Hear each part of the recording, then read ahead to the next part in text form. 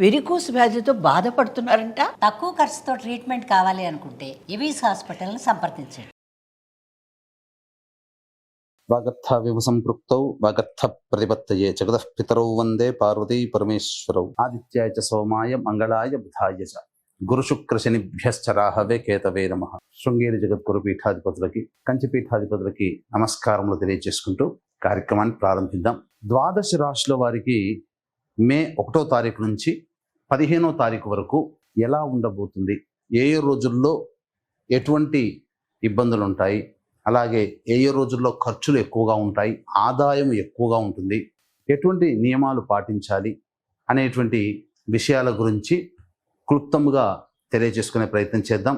ఇక విషయంలోకి వెళ్ళినట్లయితే 1వ తారీఖు నుంచి 15వ తారీఖు వరకు మేషంలో రవి, 7వ తారీఖు నుంచి బుధుడు ప్రవేశిస్తాడు, వృషభంలో గురువు, ఇక కర్కాటకంలో కుజుడు, కన్యలో కేతువు, మరియు వ్యయంలో అనగా మీనరాశిలో శుక్రుడు, శని, రాహువు, బుధుడు 6వ తారీఖు వరకు ఉంటాడు. 7వ తారీఖు నుంచి మేషరాశిలోకి ప్రవేశించేస్తాడు. వెరసి చూసుకున్నట్లయితే ఈ 15వ తారీఖు వరకు ఒక డెడ్ లైన్గా చెప్పవచ్చు.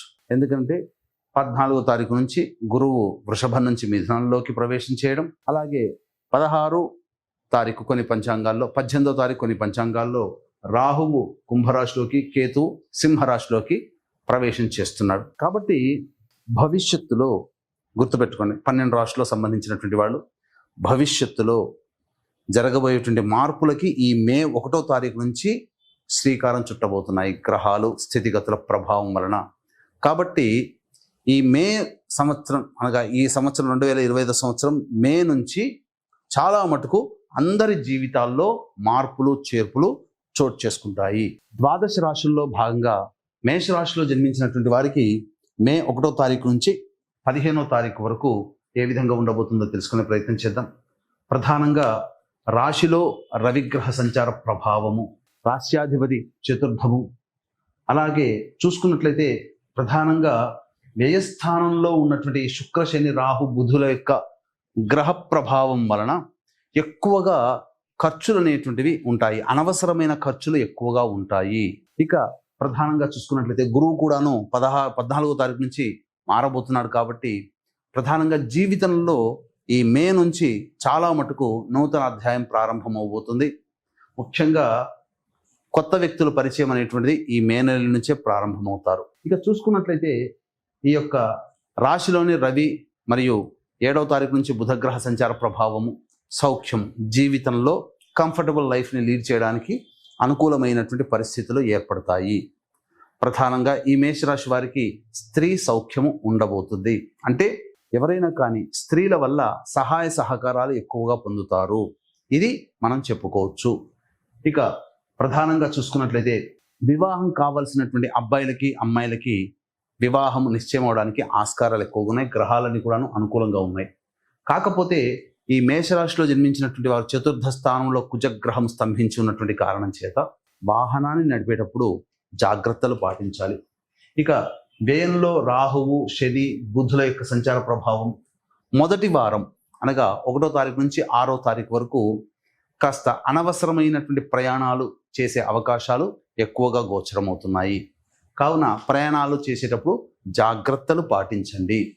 ఇక ప్రధానంగా చూసుకున్నట్లయితే ధన నష్టం కూడా 1వ తారీఖు నుంచి 6వ తారీఖు వరకు ఎక్కువగా ఉండబోతుంది. కాబట్టి జాగ్రత్తలు పాటించండి. ఇక మనం ఈ యొక్క రాశిలో జన్మించినటువంటి వారికి సాధారణమైనటువంటి ఫలితాలు ఉంటాయి, అనగా మిశ్రమ ఫలితాలు ఉంటాయి. లాభము సామాన్యమే, నష్టము కూడా సామాన్యమే ఉంటుంది. అయితే గ్రహాలన్నీ కూడాను సంచార ప్రభావం అనుకూలంగా ఈ మేషరాశిలో జన్మించినటువంటి వారికి ఉన్నటువంటి కారణం చేత అనుకున్నటువంటి పనులు మీరు ప్లానింగ్ చేసుకొని ఇంప్లిమెంటేషన్ చేయగలిగితే విజయాన్ని పొందే అవకాశం ఉంటుంది. కాకపోతే ఆత్మస్థైర్యము, కుజగ్రహం రాష్ట్రాధిపతి కుజుడు బలహీనపడ్డాడు. ఈ కారణం చేత పైకి డాంబికంగా మనము ఈ మేషరాశిలో జన్మించినటువంటి వారు ఉత్సాహము, శౌర్యము, ప్రతాపము, పరాక్రమం ఉన్నట్టుగా కనిపిస్తారు. కానీ ఇంటర్నల్గా వాళ్ళు అంత పరాక్రమాన్ని అనగా ఆ కరేజ్ని చూపించలేకపోతారు. ఆత్మవిశ్వాసం సన్నగిల్లుతుంది. పోను పని మొదలు పెట్టినప్పుడు ఉన్నంత ఉత్సాహము పని మధ్యలో ఉండంగా తగ్గుతూ వస్తుంటుంది. కాబట్టి మేషరాశిలో జన్మించినటువంటి వారు మే 1వ తారీఖు నుంచి 15వ తారీఖు వరకు ఏ పని చేపట్టినా ఆత్మవిశ్వాసాన్ని పెంపొందించుకునే ప్రయత్నం చేయండి. తప్పకుండా అన్ని విధాలుగా యోగదాయకంగా ఉంటుందని చెప్పవచ్చు. ఉద్యోగస్తులైతే ప్రధానంగా చక్కటి యోగ స్థితిని పొందుతారు. ప్రమోషన్లు పొందే అవకాశం ఉంటుంది. నిరుద్యోగస్తులకి ఉద్యోగం లభించే అవకాశం ఉంటుంది. ఇక సంతానం కోసం ప్రయత్నం చేసేటువంటి వాళ్ళకి చక్కటి శుభవార్త అనేటువంటిది ఉంటుంది. ఇక విద్యార్థులు బాగా శ్రమిస్తే తప్ప కాంపిటేటివ్ ఎగ్జామ్స్లో వాళ్ళు అధిక శాతంతో ఉత్తీర్ణతను పొందలేరు. అయితే విదేశీయానం, విదేశీ విద్యకు సంబంధించి చేయే ప్రయత్నాల్లో కోరుకున్నటువంటి యూనివర్సిటీలో ప్రవేశం లభించడానికి ఆస్కారం ఎక్కువగా ఉంటుంది. ఇక వ్యాపార రంగంలో ఉన్నటువంటి వాళ్ళు ప్రధానంగా గమనించాల్సినటువంటిది ఒక ఇనుము, స్టీలు, తోలు, అలాగే ఇటుక బట్టీలు మరియు ఎడిబుల్ ఆయిల్స్, ఆటోమోటివ్ రంగంలో ఉన్నటువంటి వాళ్ళకి తప్ప మిగతా అన్ని రంగంలో ఉన్నటువంటి వాళ్ళకి లాభదాయకంగా ఉంటుంది. న్యాయవాద వృత్తులు, అలాగే ఈ సంబంధించినటువంటి ఎలక్ట్రానిక్స్ అండ్ ఎలక్ట్రికల్ రంగంలో ఉన్నటువంటి వాళ్ళు, అలాగే రైతులు మరియు కౌలు రైతులు, రియల్ ఎస్టేట్ వ్యాపారస్తులు ఉన్నటువంటి ప్రాజెక్ట్స్ని, ఉన్న వ్యాపారాన్ని కొనసాగించే ప్రయత్నం చేయండి. కొత్త వాటి జోలికి వెళ్లకుండా ఉండడమే చాలా మేలు అనేటువంటి విషయాన్ని గమనించుకోవాలి. ఎందుకంటే రాబో కాలము అంత అనుకూలంగా లేదు. ఈ కారణం చేత జాగ్రత్తలు పాటించండి.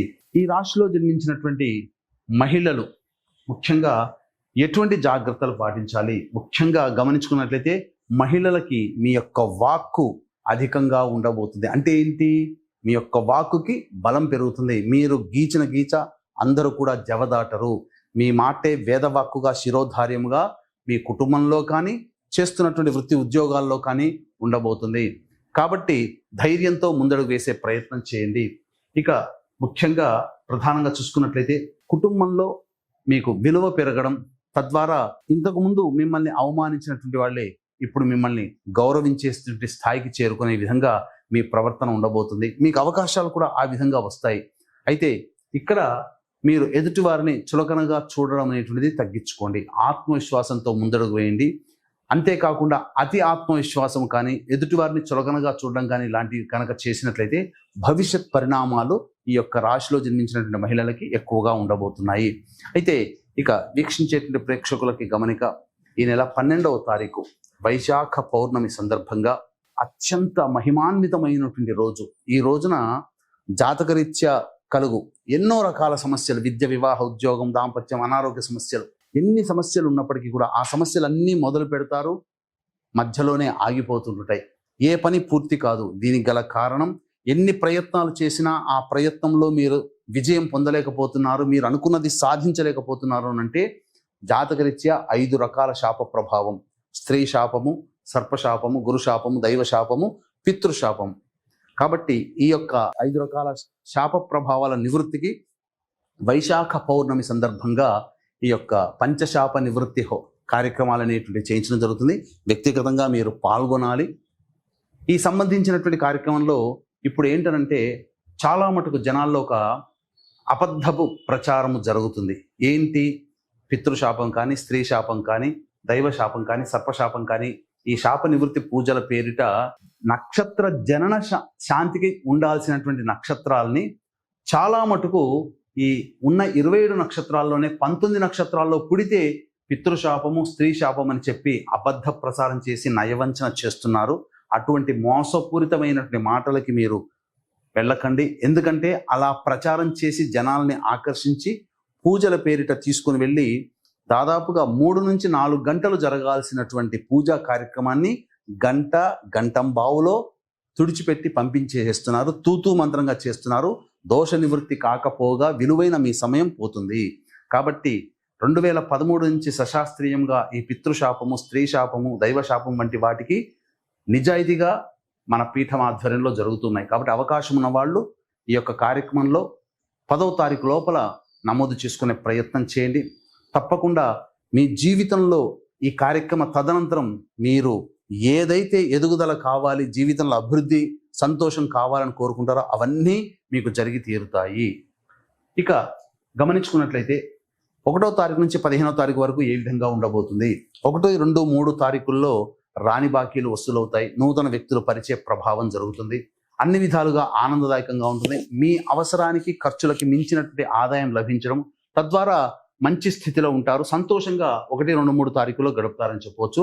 ముఖ్యంగా ఇక 4, 5, 6, 7 తారీఖుల్లో కనుక చూసుకున్నట్లయితే ఈ సంబంధించినటువంటి రోజుల్లో ఖర్చులు అధికంగా ఉంటాయి. ఆత్మవిశ్వాసం సన్నగిల్లుతుంది. వాహనాన్ని నడిపేటప్పుడు జాగ్రత్తలు పాటించాలి. మీ ఆరోగ్యం పట్ల కూడాను శ్రద్ధ వహించాలి. ఖర్చులు అధికంగా ఉండబోతున్నాయి. వాహన మరమ్మతులు, గృహ మరమ్మతులకి, గృహోపకరణాలకి ఖర్చులు అధికంగా అవుతాయి అని గమనించుకోండి. కాబట్టి ఖర్చుల శాతాన్ని తగ్గించుకోండి. ఇక 8, 9, 10, 11, 12 తేదీలలో చక్కగా ధనాదాయం చాలా చక్కగా ఉంటుంది. ఇతరుల సహాయ సహకారాలు మీకు మెండుగా ఉంటాయి. శత్రువులపై మీదే విజయం సాధిస్తారు. పోటీ పరీక్షల్లో ఉన్నటువంటి వాడికి అత్యున్నతమైనటువంటి ప్రతిభ కనబరిస్తారు. మీరు ఉత్సాహంతో మీ శక్తికి మించినటువంటి పనులు చేయడం ద్వారా మీరందరూ కూడా ఆ సమాజంలో గొప్పగా కీర్తింపబడతారు. అన్ని విధాలుగా ఆనందదాయకంగా ఉంటుందని చెప్పవచ్చు. ఇక 13, 14, 15 తారీఖుల్లో జాగ్రత్తలు పాటించండి. ఖర్చులు అధికంగా ఉంటున్నాయి కాబట్టి మానసికమైనటువంటి ప్రశాంతత లోపిస్తుంది. ఒక జిగ్జాగ్ లాగా ఉంటుంది. ఏ పని చేయాలన్నా సంతోషం ఉండనటువంటి పరిస్థితి. కాబట్టి జాగ్రత్తలు పాటించండి. ముఖ్యంగా 4, 5, 6, 7, 13, 14, 15 తేదీల్లో ఖర్చులు అధికంగా ఉంటాయి. సమస్యలు కూడా ఉంటాయి. 1, 2, 3, 8, 9, 10, 11, 12 తేదీల్లో మీకు ఆనందదాయకమైనటువంటి పరిస్థితి ఉండబోతుంది. ఇక గమనించుకున్నట్లయితే ఈ సంబంధించినటువంటి సమస్యలు అనేటువంటి ప్రతి మానవుడికి ఉంటాయి. కాబట్టి ఈ సమస్యల పరిష్కారం కోసం ప్రతిరోజు సుబ్రహ్మణ్య భుజంగ స్తోత్రము, గణేష స్తోత్రము వీలైనన్ని సార్లు ప్రతిరోజు రోజుకి 3 సార్లు పారాయణం చేయండి. చాలా మటుకు సమస్యలు పరిష్కరింపబడతాయని చెప్పవచ్చు. సర్వం శ్రీ ఉమామహేశ్వర పరబ్రహ్మార్పణమస్తు.